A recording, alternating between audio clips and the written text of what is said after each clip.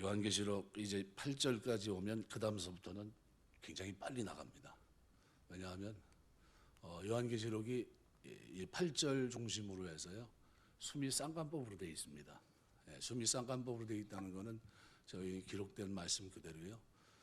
동시번 안에 있는 거 A, B, B-A 이렇게 되어 있는데요. 1장 8절에 그리스도 재림에 대한 자기 선언, 새 생명에 대한 그리스도의 자기 선언, 새 생명에 관련된 하나님의 자기 선언, 재림과 관련된 그리스도의 자기 선언 이렇게 되어 있는데요. 이게 뭐냐 하면 알파와 오메가, 나 처음과 나중 대신 이 메시지를 지금 쫙 광범위하게 어떻게 해요? 1장에서 그리고 마지막 21장, 22장에서 얘기합니다. 이걸 우리가 보통 교차 대구 구조라고 그러거든요.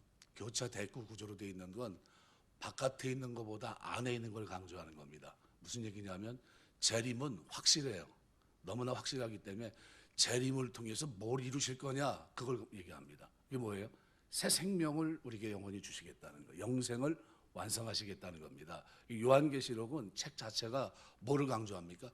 바로 내가 너희에게 새 생명을 주겠다는 거예요. 영원한 생명을 주겠다. 그러니까 지금 이 메시지를 주고 있는 이 시점이 어떤 시점이냐면 가장 어려울 때입니다. 환난 속에 있고 황제 숭배가 있고 죽어나가고 그죠? 뭐 말로 표현할 수 없는 환난인데 그럼에도 불구하고 이 환난 속에 있는 그들에게 나는 알파와 오메가다. 처음과 나중이다. 이 얘기를 하시면서 이 교차 대구 구조로 숨이 쌍관법을 통해서 어떻게 해요? 요한계시록 전체가 하나의 틀 속에 있다는 겁니다. 그걸 통해 얘기하는 게 뭐냐면요. 그리스도의 재림의 신실함. 그리고 그리스도의 재림을 통해서 우리에게 주고자 하는 확실한 것이 뭐냐면 생명, 영원한 생명, 영생. 요한복음이 기록한 목적이 뭡니까? 영생이 있음을 알게 하려 함이라. 바로 그거를 강조하고 있는 거예요. 그러니까 이거를 놓치면 안 돼요. 그래서 제가 설교를 하면서 지금 요한계시록 시작한 지 벌써 꽤 됐잖아요.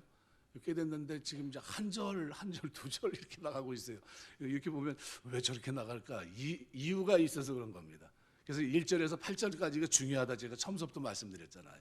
그 얘기는 바로 그런 겁니다. 그래서 1장 1절에서 8절까지의 중심점 어디입니까? 8절에 있어요. 근데 이 8절은 이미 4절에서 했던 말씀을 반복하고 있는 겁니다. 그래서 1장 4절은 뭐라고 표현하고 있습니까?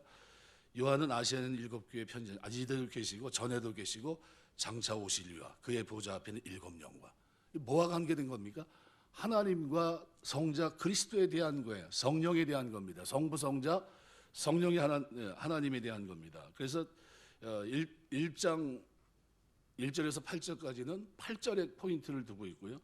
또 1장 9절에서 20절까지는 17절에 포인트를 두고 있습니다. 그래서 17절에 뭐라고 표현합니까? 내가 볼 때 그의 발 앞에 엎드려 죽은 자 같이 되며 그의 오른손을 내게 얹고 이르시되 두려워하지 말라. 뭐라고 얘기합니까? 나는 처음이요 마지막이라. 알파 오메가 되신다는 거예요. 이 메시지를 전하면서 20절까지 그대로 그죠? 말씀하고 있고요. 이 내용을 다시 이제 이 두 번째 강조가 뭡니까? 예, 이 삐다시에 삐다시. 그래서 이게 21장 1절에서 6절까지 말씀입니다. 그래서 21장을 보시면요. 이렇게 표현합니다. 21장 5절, 6절에 보시면 또 내가 말씀하시되 이루었도다. 나는 알파 오메가야. 처음과 마지막이라. 내가 생명수 샘물을 목마른 자에게 값없이 주리니 이렇게 표현합니다. 이 메시지가 여기서 끝나지 않고요. 마지막 3중 강조로 갑니다. 뭐예요? 하나님이 어떤 분이냐는 게 그분은 재림하시고 처음과 나중이 되시는 분이다. 이걸 강조하면서 교차 대구의 대구 구조에서 마지막이 뭡니까? 22장 6절에서 21절인데 포인트는 어디 있습니까? 13절에 있어요. 그래서 13절에 보면 이렇게 표현합니다. 나는 알파 오메가의 처음과 마지막이요 시작과 마침이라. 결국 이 얘기를 계속해서 사도 요한이 하나의 그 당시의 문장 구조를 가지고 설명하고 있는 겁니다. 숨이 쌍관법으로 되어 있고 교차 대구 구조로 되어 있으면서 어디를 강조하는 겁니까? 외곽이 아니라 동심원 안에 있는 걸 강조합니다. 뭐예요? 예수님이 재림하셔서 우리에게 줄 영생을 강조하고 있는 거예요. 그분은 우리에게 영생을 주시는 분이다. 전능하신 분이다. 처음 이 땅을 시작하신 분이고 이 땅을 끝내게 하실 분이다. 그분은 창조주였다라는 것을 성경을 통해서 8절을 통해서 설명하고 있는 겁니다. 그러면 이것은 하나님의 자기 유일성을 지금 설명하고 있는 겁니다. 나는 하나님이라는 거예요. 처음서부터 하나님이고 이 세상을 처음 창조하고 끝날 이 모든 것들 이룰 하나님이라는 겁니다. 이것을 통해 내가 너희에게 영생을 주겠다. 이거를 요한계시록이 우리에게 지금 얘기하고 있는 겁니다. 그래서 이 말씀은 4절 선언의 반복이고요. 아시아 7교회 편지장 이제도 계시고 전에도 계시고 장차 오시리. 그러니까 성부 하나님에 대한 선언입니다. 성부 하나님은 이제도 계시고 전에도 계시고 장차 오시리. 좀 다른 표현이 있다면 뭡니까? 알파와 오메가. 그죠? 그리고 또 전능한 자 앞뒤로 추가시킵니다. 이 알파와 오메가는 헬라어의 첫 글자 마지막 글자입니다. 또 하나님은 모든 것을 있게 하신 분이고 모든 역사를 매듭짓는 분이라는 뜻을 강하게 나타내 줍니다. 그리고 능히 그렇게 하실 분이라는 뜻으로 전능한 자라는 이 단어를 추가하고 있습니다. 하나님께서 자신을 이런 식으로 소개할 때는 왜 그렇게 소개할까요? 그렇게 소개할 필요가 있기 때문이에요. 그러니까 이 표현은 언제 쓰셨습니까? 출애굽기 때 쓰셨습니다. I am who I am. 나는 스스로 있는 자 아니라, 여러분 잘 알고 있는 바로가 자신이 신인 것처럼 스스로 높아져 하나님을 대항했을 때 하나님께서는 자신을 모세를 통해서 어떻게 해요? 백성들의 언약을 지키고 그들을 구원하기 위해서 그를 보내려고 합니다. 모세가 누구십니까? 내가 넌 이 거룩한 신발을 벗어라. 누굽니까? 나는 스스로 있는 자 아니라, 이렇게 얘기합니다. 스스로 있는 자, 전능한 하나님이십니다. 전에도 계시고 그죠? 영원하신 분, 이제도 있고 전에도 있고 장차 올 자, 스스로 존재하신다는 겁니다. 이거는 뭐예요? 한마디로 얘기하면 하나님의 유일하심입니다. 그러니까 하나님의 유일하심이라는 것은 하나님은 이 세상이 그 어떤 것과 전혀 다른 분이라는 거예요. 세상의 모든 것들은 만들어진 겁니다. 창조된 것이고, 그런데 그분은 창조 전에 계신 분이라는 거예요. 다른 것들은 이미 하나님께서 만드셨기 때문에 존재하지만 모든 것이 다 하나님의 피조물에 불과합니다. 그런데 하나님은 피조물이 아니에요. 이 세상의 모든 것은 유한합니다. 시작이 있고, 시작은 하나님이 만드신 순간입니다. 모든 천사도 시작이 있습니다. 그리고 끝이 있어요. 마귀도 시작이 있고 끝이 있습니다. 로마 황제도 만들어진 순간이 있고 생명이 끝나는 순간이 있는 겁니다. 그런데 하나님은 시작도 없고 끝도 없습니다. 무한히 영원 전부터 계셨고 영원 무궁히 존재하십니다. I am who I am이에요. 그러니까 그에게는 아예 시간이란 것 자체가 존재하지 않습니다. 영원하신 분이에요. 시간이라는 것은 해가 뜨고 지는 지구 위에서나 존재하지, 하나님께서는 시간을 초월하신 분입니다. 알파와 오메가는 이 세상에 있는 모든 것의 시작과 끝입니다. 이 시작과 끝이 있게 하신 분이 바로 전능하신 하나님, 오늘 여호와 하나님이라는 거예요. 왜 이 말씀을 여기서 하십니까? 지금 성도들에게 있어서 로마의 권력은 너무나도 무서워요. 그죠? 신앙을 저버릴 만큼 무서워요. 로마의 권력은 중단될 것 같지가 않아요. 멈춰질 것 같지가 않고, 로마 황제는 영원히 왕노릇할 것 같아요. 그리고 교회에 대한 로마의 핍박은 밑도 끝도 없이 한도 없이 내려갈 것 같아요. 로마 황제의 권력은 절대적입니다. 그래서 교회가 로마를 두려워하고 주님에 대한 신뢰를 잃어가고 있었습니다. 그때 하나님께서는 마치 애굽의 바로에게 자신을 나타내신 것처럼 자신을 나타낼 필요가 있었습니다. 알파 오메가로, 스스로 있는 자로 소개하시면서 교회로 하여금 눈에 보이는 로마 황제를 두려워하기보다는 하나님을 두려워할 것을 말씀하신 겁니다.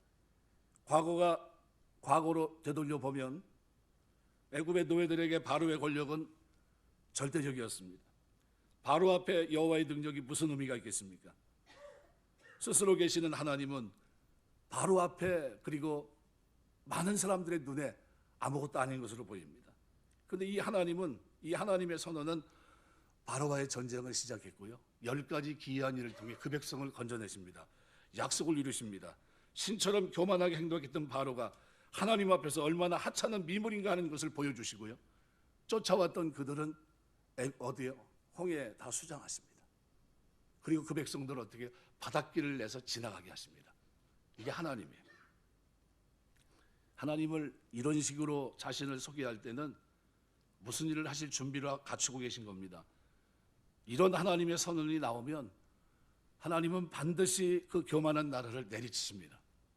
사실 하나님은 로마를 야만인, 바바리안들 이 손에 맡기시면서 망하게 하십니다. 로마인들은 너무나도 사치하고 방탕해서 지저분하고 힘든 일은 스스로 하지 않았습니다. 소위 우리가 말하는 삼리에 해당하는 일들은 이방인들, 바바리안들에게 맡겼고요, 결국은 군대도 이 바바리안들 용병들에게 다 맡깁니다. 결국은 그들에게 망해요. 로마를 그들이 정복합니다. 야만 민족의 무릎을 꿇은 로마 황제는 결국 무너지고 맙니다.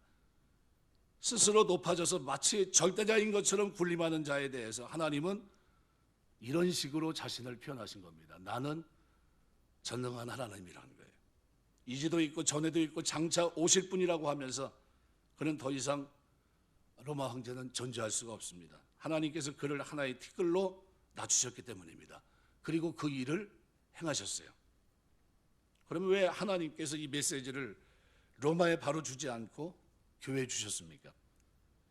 로마에 이 말씀을 주셔서 그들로 하여금 두려워하게 하지 않고 교회에 이 말씀을 주신 이유가 있습니다. 그것은 교회로 하여금 눈에 보이는 이 피조물을 두려워하지 말라는 거예요. 이 황제를 두려워하지 말라는 겁니다. 죽음을 위협하고 있는 그들을 두려워하지 말라는 겁니다. 나는 누구예요? 나는 여호와 하나님이라는 거예요. 전능한 하나님. 어디요? 언제 역사했던 바로와 싸웠던 그 하나님이라는 거예요. 그때 그들을 구원했던 하나님이라는 겁니다. 그리고 그들을 가나안으로 인도했던 하나님이고 10가지 기이한 일과 홍해에서 그들을 건졌던 하나님일 뿐만 아니라 광야에서 40년간 그들을 먹이시고 입히시고 보호하셨던 하나님이라는 거예요. 그들을 가나안 약속의 땅으로 인도해서 젖과 꿀이 흐르는 그 땅에서 살 수 있도록 인도한 하나님이라는 거예요. 그 하나님이 내가 너희에게 영생을 주겠다는 거예요. 바로 그 메시지를 전하는 겁니다. 교회로 하여금 눈에 보이는 피조물을 두려워하지 말라는 겁니다. 하나님의 백성들은 하나님의 유일하심을 믿고 붙드는 사람들이 하나님의 백성들입니다. 그들은 하나님 외에 아무것도 두려워하지 않아요. 하나님께서는 자기 백성들에게 마치 신처럼 군림하는 로마 황제 앞에서도 오직 하나님만 두려워하는 참된 신앙을 가질 것을 요구하고 계신 겁니다. 왜요? 영원한 생명은 내가 주는 거라는 거예요. 영원한 생명은. 로마 황제가 아무리 너희를 이 땅에서 너희 생명을 거둔다 할지라도 그게 아무것도 아니라는 거예요. 영원한 생명은 어떻게? 나로부터 시작된다. 그래서 이거를 요한계시록 9조에서 이미 어떻게 해요? 1장과 마지막 21장, 22장을 통해서 어때요? 수미상가법을 통해서요. 교차 대구 구조를 통해서 설명해 놓은 겁니다. 그러니까 이 문장을 알고 있고 그 당시에 이런 문학적인 기교를 알고 있는 사람들은 전능한 하나님이 우리를 아시는구나, 우리를 돌아보시는구나, 우리에게 용기를 주시는구나, 하나님만 경외하라고 말씀하는구나, 약속을 붙들고 새 생명 주는 그날까지 이 땅에서 저 두려움 속에 살지 말라고 하시는구나. 이 메시지를 어떻게 해요? 예언의 책을 듣는 자들은 거기서 하나님이 나를 기억하신 거야, 하나님 우리를 기억하고 있구나, 환난 속에 있는 우리를 로마 황제 숭배 주라고 고백해야 될 수밖에 없는 이런 비참한 우리를 하나님이 기억하시면서 두려워하지 말아라, 내가 너희와 함께한다는 이 메시지를 그들이 지금 받고 있는 겁니다. 신처럼 군림하고 있었던 그 로마 황제 앞에서 오직 하나님만 두려워하는 참된 신앙을 가질 것을 오늘 본문은 말씀하고 있는 겁니다. 교회가 오직 하나님만 두려워하고 오직 그에게만 영광을 돌릴 때 그들은 위협에 처하기도 하겠지만 무엇인가 싶게 무시할 수 없는 위험이 있는 겁니다. 교회가 사람을 두려워해서 마치 미리 무릎을 꿇는다, 이것은 이미 뭐예요? 교회에 긴장이 없어진 겁니다. 가시적인 교회는 지속되겠지만 그 안에 진짜 살아있는 믿음, 생명이 없는 겁니다. 한번 무릎 꿇으면 다시는 힘을 쓰지 못해요. 한국교회가 일제 위협에서 무릎을 꿇은 적이 있습니다. 신앙을 어떻게 해요? 버렸던 겁니다. 무릎을 꿇은 교회는 일제 꼭두각시 노력만 했고요. 말 그대로 참 비참한 역사를 우리는 가지고 있어요. 총회가 그 불행한 역사를 한국교회가 안고 있거든요. 우리 교단도 지금 몇 번째 잊어먹을 만한데도 잊어먹지를 않고요. 모일 때마다 신사참배 죄를 회개하고 있어요. 신사참배. 일제 치하에 있을 때 한국교회가 뭐를 했는가? 신사참배했습니다. 거기에 끝까지 목숨을 걸고 했던 주기철 목사님 중심으로 해서 몇 명 안 돼요. 나머지는 다 어떻게 했습니까? 죽음 앞에 두려워서 어떻게 해요? 그냥 종로로 타고 말았습니다. 그런데 끝까지 자기의 목숨을 던지면서 인내하며 생명을 바라봤던 사람들은 하나님 말씀을 바르게 본 사람들이에요. 이 교회 안에 생명력입니다. 그래서 교회는 그래서 어떤 모임이냐면요, 하나님 경외하는 모임입니다. 경외한다는 건 뭐 두 가지가 있다. 야레라는 뜻은 두 가지가 있다고 했습니다. 존경한다는 거와 두려워한다는 거예요. 이 두 가지를 가지고 있는 모임, 이게 뭡니까? 교인입니다. 그 가운데 뭐가 있습니까? 영광이 있어요. 우리는 개인적으로 하나님만을 두려워하는 신앙을 지켜야 됩니다. 이것이 언제나 신앙 양심이 깨어있는 겁니다. 외식하는 신앙은 절대로 하나님을 두려워하지 않습니다. 이것은 사람을 두려워하는 신앙이기 때문에 그렇습니다. 사람의 눈치를 봅니다. 사람의 반응에 따라 움직입니다. 사람의 반응은 하나의 참고사항입니다. 절대적인 것은 하나님께서 지금 내 양심에 명령하시는 거예요. 그런데 그것을 계속적으로 소멸시키면서 사람의 눈치를 살핀다면 그는 이미 바알에게 머리 숙일 준비가 되어 있고요. 이미 바알에게 머리를 숨기고 있는 사람입니다. 바알에게 머리를 숙이지 않는 순수한 성도가 필요한데 이 성도는 뭐예요? 하나님 경외하는 성도들입니다. 오늘날 우리나라를 살리려면 바알에게 무릎 꿇지 않은 순수한 성도들이 필요합니다. 어떠냐? 신한 양심을 가지고 오직 하나님만 경외하고 하나님만 두려워하고 하나님만 존경하는 이 사람들이 필요합니다. 그런 사람들이 있어야 교회가, 그리고 교회의 하나님의 영광이 회복되는 거예요. 이 약속을 우리가 붙들고 있는 겁니다. 이 예언의 책을 읽는 자와 듣는 자와 그 가운데 기록한 것을 지키는 자가 복이 있다. 그 당시는 이 책을 어떻게 해요? 개인이 소장할 수 없었어요. 누군가 읽어줘야 돼요. 그들은 누구? 서기관들입니다. 바리새인들 중에서 또 특별한 사람들이 읽었겠죠. 잘 들어야 됩니다. 잘 듣고 그 다음에 뭘 해야 됩니까? 하나님에 대한 믿음이 하나님을 경외하는 자리로, 그 말씀 앞에 순종하는 자리로 나아가야 됐던 겁니다. 이것이 초대교회 성도들이 가져야 될 신앙입니다. 성령 충만하게 나타났을 때 그들에게 나타난 가장 놀라운 모습이 뭡니까? 죽음 앞에 두려워서 다락방에 숨어서 예수님조차도 부활하신 주님이 다락방 사이 시공을 초월해서 나타나시며 두려워하지 마라 이렇게 말씀하셨던 그 주님 앞에, 너희가 평안하냐 물으셨던 주님 앞에 그들은 부끄러움을 보였었습니다. 하지만 40 열흘 후 오순절에 성령이 그들에게 임하게 되니까 그들에게 놀라운 변화가 일어납니다. 어떤 변화입니까? 죽음 초월합니다. 매를 맞는 것 초월합니다. 예. 제자들이 사도 요한 외에는 다 어떻게 됩니까? 가룟 유다를 제외하고 사도 요한 외에는요 다 순교합니다. 그런데도 두려워한다든가 그러질 않아요. 뭐 때문에요? 뭐에 대한 약속을 받았기 때문에요? 바로 요한계시록, 요한의 이 메시지를 통해 뭘 우리가 알고 있습니까? 영생, 내가 너희에게 영생을 주겠다는 겁니다. 새 생명을 주겠다는 겁니다. 나를 끝까지 믿는 그들에게, 내가 준 믿음을 지키는 그들에게 내가 어떻게 해요? 이것을 주겠다는 겁니다. 그래서 요한계시록 7복이 쭉 기록이 되어 있는데 마지막 7째 복이 뭡니까? 예언의 책을 지키는 자가 복이 있다. 그렇게 사는 사람이 복이 있다는 겁니다. 어떻게 해요? 하나님 경외하면서 그 말씀을 오직 하나님만 두려워하고 하나님만 존경하며 그 하나님이 영원한 생명을 주시는 분이라는 사실을 믿기 때문에 어떤 환난에서도 오직 오직 나는 주님이 나의 주밖에 다른 주는 없습니다. 이런 고백을 드리는 그들에 대해서 약속을 하고 있는 겁니다. 하나님께서 먼저 교회 하나님 자신을 소개한 것은 교회의 태도가 너무 중요하기 때문입니다. 언제든지 이 태도로 인해서 로마를 망하게 하는 것은 언제든지 누굽니까? 하나님이시지만 그런 교회들은 어떻게 해요? 여기서 바른 태도를 취해야 됩니다. 엘리야가 싸우면서 바알에게, 너희에게 신이 바알이면 바알에게, 그죠? 너희의 신이 하나님이면 하나님에게 섬길 자를 택하라 얘기합니다. 마찬가지예요. 우리도 섬길 자를 택해야 됩니다.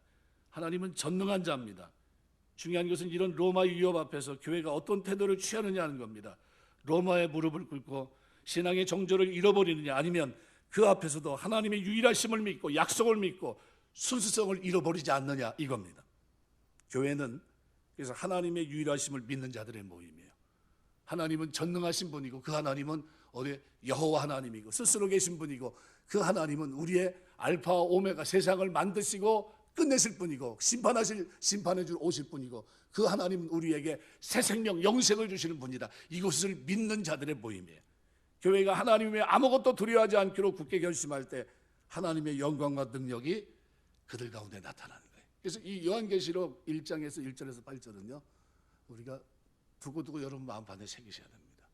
신앙생활하면서 나는 어떤 일이 있어도 내 믿음을 저버리지 않겠다. 난 신앙 양심을 저버리지 않겠다.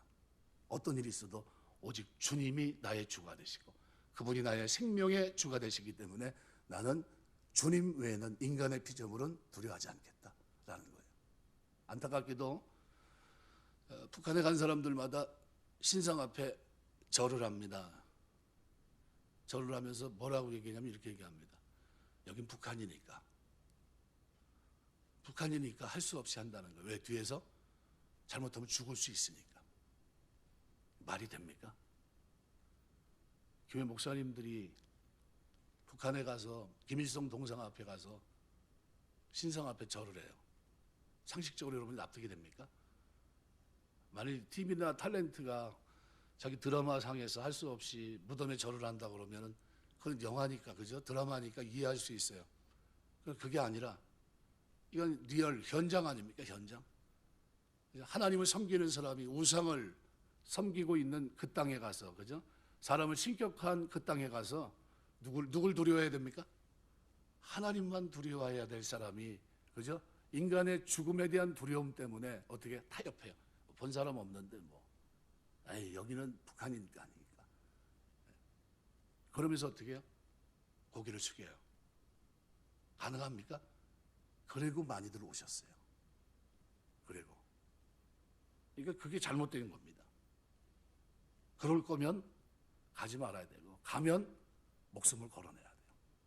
죽어도 나는 신앙인이라는 거죠. 이제 군대 갔는데 이등병 때 이제 제 얘기인데요. 갔는데 종교 행사를 하더라고요. 종교 행사. 주일이 됐는데 교회를 가야 되는데 종교 행사를 하는데 저는 이제 기독교니까 교회를 가려고 하니까 뭐라 그러냐면 그러더니 위에 고참들이 저 자식이 저 이재훈 놈이 종교 행사한다고 청소를 해야지 어디 갈 생각을 한다고 그러면서 부르더니 막 때려요. 그래서 그냥 몇 대 맞았어요. 맞아야 될 이유를 모르면서 맞은 거예요. 이제 제가 은근히 화가 나더라고요. 그래가지고 동기들 이렇게 있고 몇 명 이렇게 있는데 같이 맞았어요. 동기들하고 같이 맞았어요. 뭐 주일이면 너희들이 여기서 청소를 해야지 너희들이 뭐 어디를 가냐는 거죠. 하나는 천주교고 하나는 이제 기독교라고 그러면서 이제 가려고 했는데 맞고 났는데 그 다음에 또 그러더라고요. 야, 너 교회 갈 거야? 그래서 예, 그랬어요. 이 자식 봐라 그러더라고요. 또 때려요. 또 맞았어요. 또 맞았어요.